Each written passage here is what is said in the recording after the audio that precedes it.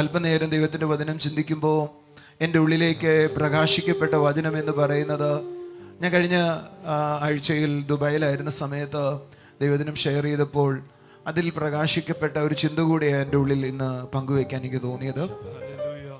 ഞാൻ ഇന്നലെ രാവിലെ പങ്കുവെച്ചത് തുടർന്ന് പ്രസംഗിക്കണമെന്ന് ആഗ്രഹം ഉണ്ടായിരുന്നു. അപ്പോൾ പിന്നെ ഇന്നലെ വൈകുന്നേരം പ്രസംഗിച്ചത് എനിക്ക് തോന്നി അത് പങ്കുവെച്ചാലോ, കാരണം തൊട്ട് വെച്ചിട്ട് ഞാൻ പോയതേ ഉള്ളൂ. എന്നാൽ അതല്ല എൻ്റെ ഉള്ളിൽ ഇന്ന് പറയണമെന്ന് തോന്നുന്നത്. ഞാൻ അതിലേക്ക് വരട്ടെ. 1 കൊരിന്ത്യരിലേക്ക് വരാം. 11 അധ്യായം എടുക്കാം. 23 മുതലുള്ള വാക്യങ്ങൾ വായിക്കാം. അവിടെ എഴുതിയിരിക്കുന്ന, കർത്താവിൽ നിന്ന് പ്രാപിക്കുകയും ഞാൻ നിങ്ങൾക്ക് ഏൽപ്പിച്ചു തരികയും ചെയ്തത് എന്തെന്നാൽ കർത്താവ് യേശുവിനെ കാണിച്ചു കൊടുത്തത്. നമുക്കറിയാം, തിരുമേശയെ കുറിച്ച് പഠിപ്പിക്കുന്ന പ്രധാന വാക്യങ്ങളിലൊന്ന്. നിങ്ങൾ പലപ്പോഴും നമ്മുടെ തിരുമേശ കൂടുമ്പോൾ ശ്രദ്ധിച്ചിട്ടുണ്ടോ? അലക്ഷ്യമായി തിരുമേശ കൂടാത്തവർക്കായി ഞാൻ നന്ദി പറയുന്നു. എല്ലാ ആഴ്ചയും ഞങ്ങളുടെ ചർച്ചകളിലൊക്കെ തിരുമേശ പങ്കുവെക്കുമ്പോൾ അല്ലെങ്കിൽ തിരുമേശ വയ്ക്കുമ്പോൾ ചിലർക്ക് ചോദിക്കാറുണ്ട്, എല്ലാ ദിവസവും എൻ്റെ ആവശ്യമുണ്ടോ? എനിക്ക് തോന്നാറുള്ളത് ഞാൻ പറയട്ടെ, എല്ലാ ആഴ്ചയിലും വയ്ക്കാൻ കഴിയുന്നതിനേക്കാൾ ഉപരി എല്ലാ ദിവസവും എല്ലാ രാവിലെയും തിരുമേശയുമായിട്ട് യൂട്യൂബിൽ നിന്ന് വന്നാലോ എന്ന് പലപ്പോഴും ചിന്തിച്ചു പോകും. അതിൻ്റെ കാരണം എന്ന് പറയുന്നത്, ഞാനൊരു വാക്യം നിങ്ങൾക്ക് വായിക്കുകയാണ്. അങ്ങനെ നിങ്ങൾ ഈ അപ്പം തിന്നുകയും പാനപാത്രം കുടിക്കുകയും ചെയ്യുമ്പോഴൊക്കെയും കർത്താവ് വരുവോളം അവൻ്റെ മരണത്തെ പ്രസ്താവിക്കുന്നു. ഒന്നുകൂടെ പറയാം, കർത്താവ് വരുവോളം എന്ത് ചെയ്യുന്നു എന്ന്? അവൻ്റെ മരണത്തെ പ്രസ്താവിക്കുക. എല്ലാവരും പറഞ്ഞേ, പ്രസ്താവിക്കുക. വിളിച്ചു പറയുക. ഒന്ന് പറഞ്ഞേ, പ്രസ്താവിക്കുക. വിളിച്ചു പറയുക. എന്നാ ഈ മരണത്തെ പ്രസ്താവിക്കുക എന്ന് പറഞ്ഞ, ക്രിസ്തുവിൻ്റെ മരണം നമ്മളിലേക്ക് കൊണ്ടുവന്നതിനെ വിളിച്ചു പറയുകയാണ്. ഓരോ ഞായറാഴ്ചയും ഓരോ ദിവസവും നമ്മൾ തിരുമേശയിൽ പങ്കാളിയാകുമ്പോൾ കർത്താവ് എനിക്ക് വേണ്ടി ചെയ്തത് ഞാൻ പറയുകയാ. ഞാനൊന്നും കൂടെ വാചകം പറയാം. കർത്താവ് എനിക്ക് വേണ്ടി ചെയ്തത് ഞാൻ ഏറ്റുപറയുക. ഞാൻ ഞങ്ങളുടെ ചർച്ചകളിലൊക്കെ ശ്രദ്ധിച്ചു നോക്കിയിട്ടുള്ളപ്പോഴേ, ഞങ്ങളുടെ ചർച്ചിലെ കുറേ ആളുകൾ വരുന്നത് രോഗസൗഖ്യത്തിന് വേണ്ടിയാണ്. കാരണം അവർക്ക് രോഗസൗഖ്യം ചർച്ചിൽ വന്നപ്പോൾ ലഭിച്ചു എന്ന സാക്ഷ്യവും മാത്രമല്ല, അവർക്ക് രോഗസൗഖ്യം ഉണ്ടാകും എന്നുള്ള ഉറപ്പുമാണ് അവരെ ചർച്ചിൽ കൊണ്ടുവരുന്ന പലരെയും. എല്ലാവരും അങ്ങനെയാണെന്നല്ല കേട്ടോ. ഒരു 20% ആളുകൾ എൻ്റെ കൂടെ ഉണ്ടോ നിങ്ങൾ? ഇനി 20% ആളുകൾ ചർച്ചിലുള്ള ആളുകളോട് ചോദിച്ചാൽ അറിയാം, അവർ കുറച്ചു പേരെങ്കിലും ചില പ്രശ്നങ്ങളുള്ള ആളുകളാണ്. അവരെന്നും പ്രാർത്ഥിക്കുന്ന, കർത്താവേ എന്നെ അതിൽ നിന്ന് വിടുവിക്കണേന്ന് ചിലരെങ്കിലും പ്രാർത്ഥിക്കുന്നത്. ഞാൻ 60% ആളുകളെ മാറ്റി വയ്ക്കുക, അവർ വളരുന്ന വിശ്വാസികളായിട്ടാണ് ഞാൻ കാണുന്നത്. എന്നാൽ ആ 20% ഉൾപ്പെടുന്ന ആളുകളോടാണ് ഇന്നത്തെ മെസ്സേജ് എൻ്റെ പറയാൻ ആഗ്രഹിക്കുന്നത്. അവിടെ പറയുന്ന വാക്ക് നിങ്ങൾ ശ്രദ്ധിച്ച്, അവർ രക്ഷയെ അല്ലെങ്കിൽ അവരെ എന്തു ചെയ്യുമായിരുന്നു? കർത്താവിൻ്റെ മരണ പുനരുദ്ധാനത്തെ ഏറ്റുപറഞ്ഞു. സത്യത്തിൽ വേറൊരു ഭാഷയിൽ പറഞ്ഞ ആ വാചകത്തെ നമുക്ക് ഇങ്ങനൊന്ന് കോടീകരിച്ച് പറയാം. പൗലോസ് പറയുക, ഓരോ തിരുമേശയും നമ്മൾ നമ്മുടെ രക്ഷ ഏറ്റുപറയുന്നവരാ.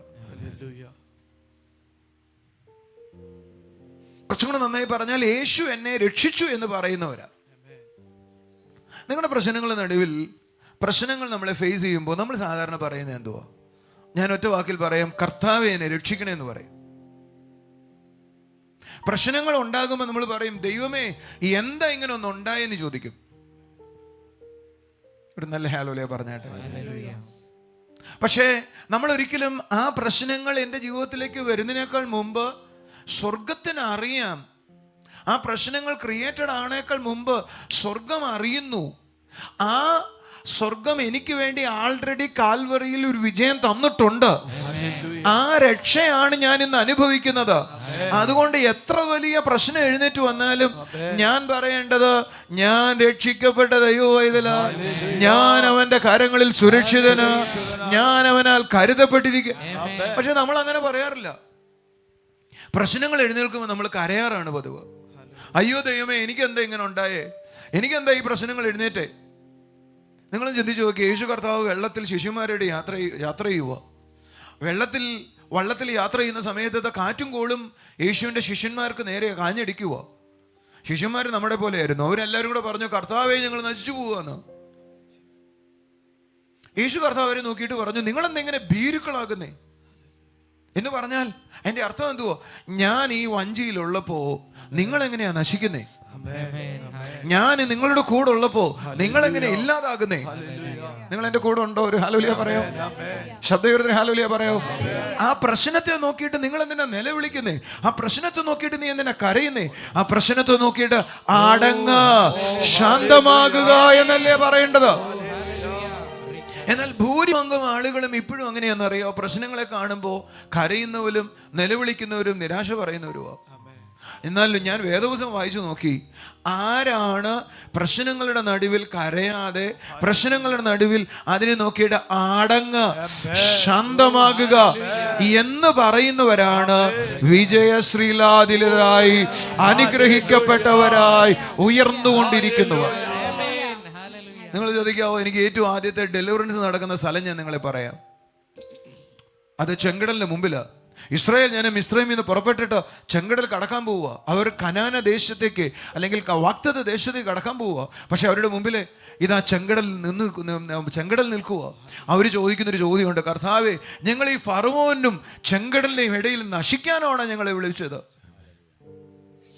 മോശയോട് ചോദിക്കാം, മോശെ എന്താ നിനക്ക് പറയാനുള്ളത്? അവൻ പറയും, ഞങ്ങൾ ഈ ചെങ്കടലിന്റെയും ഫറവോന്റെയും ഇടയിൽ വരുന്നതിനേക്കാൾ മുമ്പ് ദൈവം ഞങ്ങളോട് പറഞ്ഞു, നീ ചെങ്കടലിന്റെ അടുക്കൽ പോയി പാളയം ഇറങ്ങുക, അവിടെ എനിക്ക് ചിലത് ചെയ്യാനുണ്ട്, അവിടെ നിന്നെക്കുറിച്ച് എനിക്കൊരു പാളയമുണ്ട് എന്ന് പറഞ്ഞ നിന്റെ മുമ്പിൽ പിശാച് കൊണ്ടുവയ്ക്കുന്ന ഓരോ പ്രശ്നത്തിന്റെ നടുവിലും ദൈവത്തിനൊരു വലിയൊരു ഉദ്ദേശമുണ്ട്.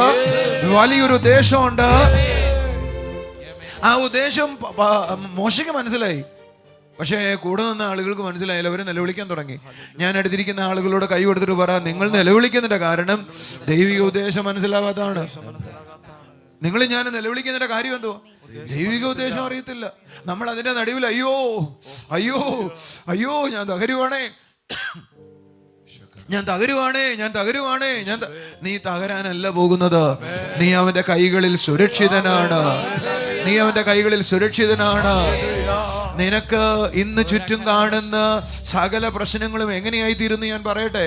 വേദപുസ്തകം പറയുന്നത്, ദൈവത്തെ സ്നേഹിക്കുന്നവർക്ക് അവന്റെ നിർണയപ്രകാരം വിളിക്കപ്പെട്ടത് സകലതും നന്മയ്ക്കായി കൂടെ ആവരിക്കുന്നു.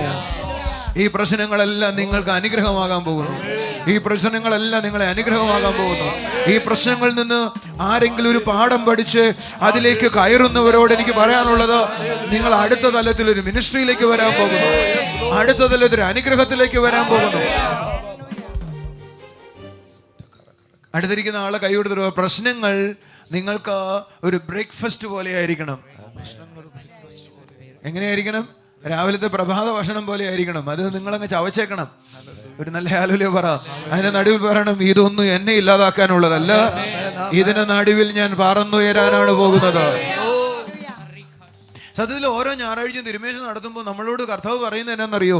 നീ രക്ഷിക്കപ്പെട്ട ദൈവവൈതലാണ്, നീ സുരക്ഷിതനാണ്, നീ എൻ്റെ കരത്തിന്റെ കീഴിലാണ്, നീ എൻ്റെ ചിറകിന്റെ മറവിലാണ്, ഞാൻ ആ പാറയുടെ പിളർപ്പിൽ നിന്നെ സൂക്ഷിച്ചിരിക്കുകയാണ്, എന്റെ കലങ്കരങ്ങൾ നിന്നെ താങ്ങിയിരിക്കുകയാണ്, എന്റെ ചിറകും കീഴിൽ നിന്നെ മറച്ചിരിക്കുകയാണ്.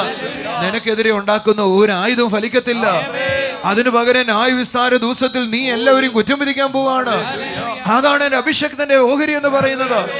നീ നിലനിൽക്കും, നീ ഭയപ്പെടുകയില്ല. നീ ഒരു കാര്യത്തെയും ഭയപ്പെടാനല്ല പോകുന്നത്. നീ ഒരു പീഡനത്തോട് നീ അകന്നിരിക്കും. നീ നീതിയിൽ ഉറച്ചു നിൽക്കാൻ പോകുക. പ്രശ്നങ്ങൾ വരുമ്പോ നീ അറിയേണ്ടത്, അതൊന്നും എന്നെ തൊടത്തില്ല, അതൊന്നും എന്നെ പീഡിപ്പിക്കുകയില്ല, അതൊന്നും എന്നെ ഇല്ലാതാക്കുകയില്ല, ശത്രുവിന്റെ ആയുധം ഫലിക്കത്തില്ല. ദാവീദിന് ഈ കാര്യം മനസ്സിലായിട്ട് പറഞ്ഞു, എന്നെ കടിച്ചു കീറുന്ന ദുഷ്കർമ്മികൾ എന്റെ അടുക്കൽ വന്ന് ഇടറി വീണ് നശിക്കുമെന്ന് എന്ന് പറഞ്ഞ, ഇത് സനലു ദാവീദാന്ന് വിചാരിച്ചോ? ഞാൻ ദുഷ്കർമ്മിയാന്ന് വിചാരിച്ചോ? ഞാൻ ഇവന്റെ അടുക്ക വരില്ല എന്ന് പറഞ്ഞില്ല. പക്ഷെ അടുക്ക വന്ന് ഞാൻ തന്നെ ഇടറി വീണ് നശിച്ചു പോകുന്നു. നിനക്കെതിരെ എഴുതി വച്ചിരിക്കുന്ന കേസുകൾ ഇങ്ങനെയാകും. നിനക്കെതിരെ കൊടുത്തിട്ടുള്ള പോലീസ് കേസുകൾ ഇങ്ങനെയാകും. നിന്റെ വീട്ടിൽ നടക്കുന്ന എതിരുകൾ ഇങ്ങനെയാകും. നിന്റെ വീട്ടിലെ സാമ്പത്തിക പ്രശ്നങ്ങൾ ഇങ്ങനെയാകും. നീ ആയിരിക്കുന്ന പ്രയാസങ്ങൾ ഇങ്ങനെയാകും.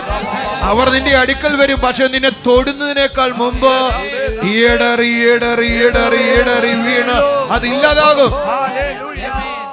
ഹല്ലേലൂയ. നിന്നെ കടിച്ചു കൂറുന്ന ഒരു സിംഹവും നിന്നെ, അതിന് പകരം ദാവീദ് സങ്കീർത്തനക്കാരൻ പറഞ്ഞൊരു വാചകം എനിക്ക് ഇഷ്ടമാണ്. സിംഹത്തിന് മേലും അണിലിമേലും ഞാൻ ചവിട്ടും. ഓ, പെരുമ്പാമ്പിനെയും ഞാൻ എന്ത് ചെയ്തോളയും? ചവിട്ടിക്കളയും, മതിച്ചു കളയും. നീ മതിക്കുന്നവനാണ്, അല്ലെങ്കിൽ ചവിട്ടി മെതിക്കുന്നവനാണ്. നീ അതിനെ ഇല്ലാതാക്കുന്നവനാണ്. നീ എന്റെ മേൽ ജയാളിയായിരിക്കേണ്ടവനാണ്. നീ തകരേണ്ടവനല്ലെന്നേ, നീ താഴേണ്ടവനല്ലെന്നേ.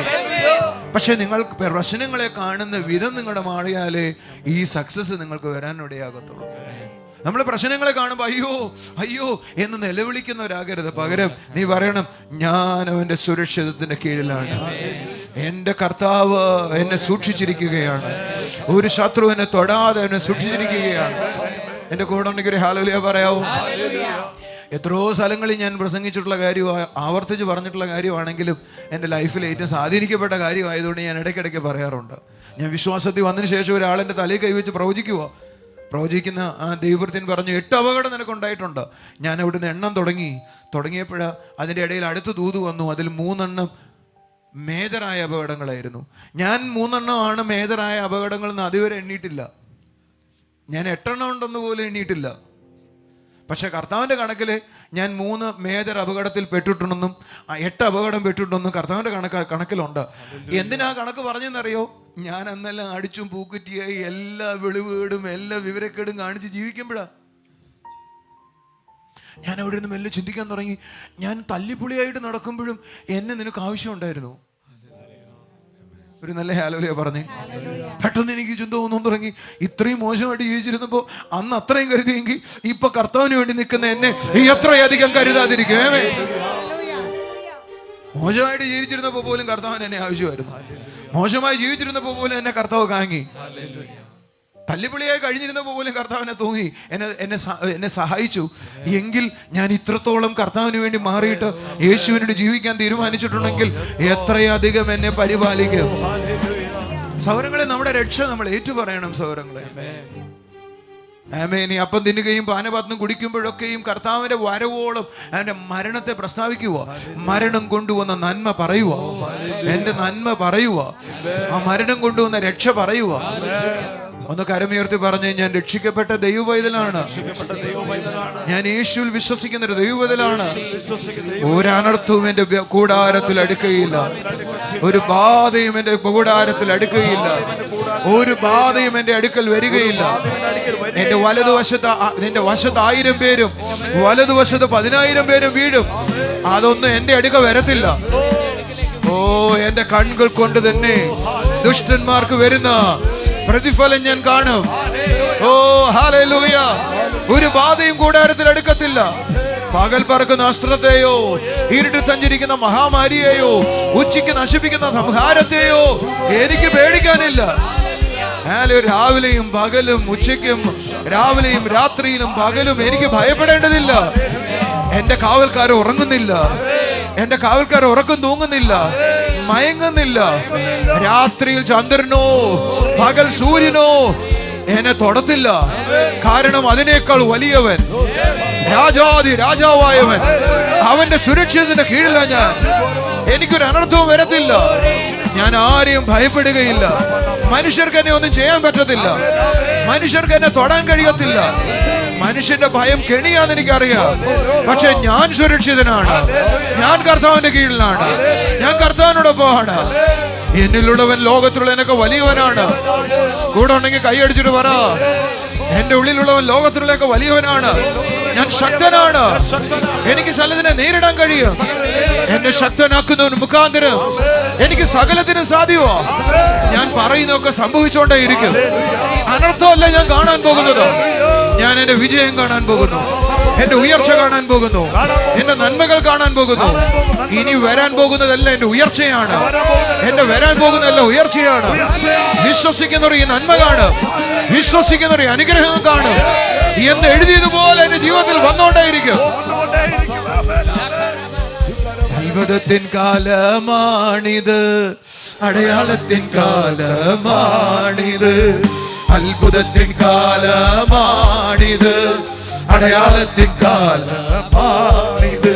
ഓ, ദൂതന്മാർ സന്ദർശിക്കും കാലമാണ്, ദൈവം സന്ദർശിക്കും കാലമാണ്, ദൂതന്മാർ സന്ദർശിക്കും കാലമാണ്, ദൈവം സന്ദർശിക്കും കാലമാണ്. ആത്മാവാൽ നിറഞ്ഞിടുമേ, ആത്മാവാൽ നിറഞ്ഞിടുമേ. ആ കൈകളൊന്ന് അടിച്ചേ. വരങ്ങളാൽ നിറഞ്ഞിടുമേ, വരങ്ങളാൽ നിറഞ്ഞിടുമേ. നിങ്ങളും ഓരോരുത്തരും ആ കൈകളൊന്ന് അടിച്ചൊന്ന് എഴുന്നേറ്റ് ഒന്ന് സ്തുതിച്ചോണ്ട് പറ, ഒരു ദോഷം എനിക്ക് വരത്തില്ല, ഒരു ദോഷം എനിക്ക് വരത്തില്ല, ഒരു അനർത്ഥം എന്റെ കൂടാരത്തിൽ അടുക്കയില്ല, ഒരു വേദന എന്നെ തൊടുകയില്ല. ഞാൻ അവൻ എന്റെ വലതുവശത്തുള്ളത് കൊണ്ട് ഞാൻ കുലുങ്ങിപ്പോകുകയില്ല. ഞാൻ എന്റെ ദൈവത്തെ എന്റെ മുമ്പിൽ വെച്ചിരിക്കുന്നു. അവൻ എന്റെ ഇടയനാണ്, അവൻ എന്റെ ഇടയനാണ്. അവൻ എന്റെ വലം കൈക്ക് പിടിച്ചിരിക്കുന്നു, ഞാൻ അവന്റെ ഉള്ളം കയ്യിൽ വെച്ചിരിക്കുകയാണ്. എന്റെ പിതാവിന്റെ കയ്യിൽ നിന്ന് എന്നെ ആർക്കും പിടിച്ചു പറിക്കാൻ പറ്റത്തില്ല. ഞാൻ സുരക്ഷിതനാണ്, ഞാൻ സുരക്ഷിതനാണ്, ഞാൻ സുരക്ഷിതനാണ്. അടുത്തിരിക്കുന്ന രണ്ടുപേരോട് കൈ കൊടുത്തിട്ട് വരാം. നിനക്ക് വേണ്ടി ദൈവം പുതിയ ചെയ്യുന്നു. ഇതാ നിനക്ക് വേണ്ടി പുതിയ ചെയ്യുന്നു. ഇതാ നിനക്ക് വേണ്ടി പുതിയ ചെയ്യുന്നു. ഒരു പുതിയ ആരംഭം ഉണ്ടാകുന്നു, ഒരു പുതിയ സീസൺ എഴുന്നേൽക്കുന്നു. അത്ഭുതത്തിൻ കാലമാണിത്, അടയാളത്തിൻ കാലമാണിത്. ഈ വർഷത്തെ ഏറ്റവും സന്തോഷമുള്ള കാര്യം എന്നോട് കർത്താവ് പറഞ്ഞത്, 5 തരത്തിലെ ഓഫീസുകളിൽ ആളുകൾ എഴുന്നേൽക്കും എന്ന് പറഞ്ഞ 5 തരത്തിലെ ഓഫീസുകൾ കർത്താവിനെ എഴുന്നേൽപ്പിക്കാൻ പോവുക എന്ന് പറഞ്ഞ 5 തരത്തിലെ സന്ദർശനങ്ങൾ ദൈവസഭയിൽ ഉണ്ടാകും. കഴിഞ്ഞ ഞായറാഴ്ച ഞാനതാ പഠിപ്പിച്ചത്. ഞാനത് പഠിപ്പിക്കുമ്പോൾ എനിക്ക് തോന്നുക ആളുകളുടെ അടുക്ക ചെന്ന് കർത്താവ് അതിലേക്ക് കൊണ്ടുവരുക. അടുത്ത ഞായറാഴ്ച ഞാൻ പ്രസംഗിക്കാൻ പോകുന്നത് ദൈവം ഇതുവരെ ഭൂമിയിൽ ചെയ്തിട്ടുള്ളതിൽ ഏറ്റവും ശ്രേഷ്ഠമായ ഒരു കാലഘട്ടത്തെ കുറിച്ചാണ്. അത്ഭുതത്തിൻ കാലമാണിത്, അത്ഭുതത്തിൻ കാലമാണിത്, അത്ഭുതത്തിൻ കാലമാണിത്, അടയാളത്തിൻ കാലമാണിത്. നമ്മുടെ ഈ സമയത്ത് കർത്താവിന്റെ വേലയ്ക്ക് കൊടുക്കാൻ പോകുന്നു. എത്ര പേർ റെഡിയാ? ഏറ്റവും നല്ലൊരു നിമിഷം കരങ്ങളൊന്ന് ഉയർത്തി പിടിച്ചേ. നിങ്ങൾക്ക് ഗൂഗിൾ പേയിലൂടെ ഞങ്ങളെ സപ്പോർട്ട് ചെയ്യാം, ഫോൺ പേയിലൂടെ സപ്പോർട്ട് ചെയ്യാം. പരിശുദ്ധാത്മ നിങ്ങൾക്ക് നൽകുന്ന പ്രേരണ അനുസരിച്ച് ചെയ്താട്ടെ. കർത്താവേ, അവിടുത്തെ അത്ഭുത കാര്യങ്ങളിലേക്ക് ഞാൻ ഈ കുടുംബങ്ങളെ ഏൽപ്പിക്കുന്നു. സമൃദ്ധിയുടെ ദിവസങ്ങളായി ഇവരുടെ ജീവിതം മാറട്ടെ, സമൃദ്ധിയുടെ ദിവസങ്ങളായി ദിവസങ്ങൾ മാറട്ടെ. In Jesus name.